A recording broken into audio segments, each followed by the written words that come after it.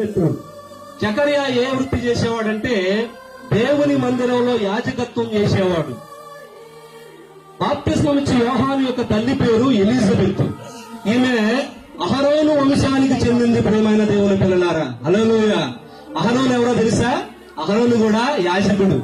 మోషే యొక్క అన్న అహరోను. ప్రియమైన దేవుని పిల్లలారా, వీరు దైవ కుటుంబం నుండి వచ్చిన వారు, యాజక కుటుంబం నుండి వచ్చిన వారు, దేవుని మందిరంలో పనిచేసేవారు, దేవుని సన్నిధిలో నివసించేవారు, దేవుని వాక్యాన్ని ప్రకటించేవారు, దేవుని పనిని జరిగించేవారు. అందుకనే తన కుమారుడు ప్రభు దృష్టికి గొప్పవాడాయను. హల్లెలూయా. చప్పట్లు కొడదామా? చప్పట్లు కొడదాం ఒకసారి.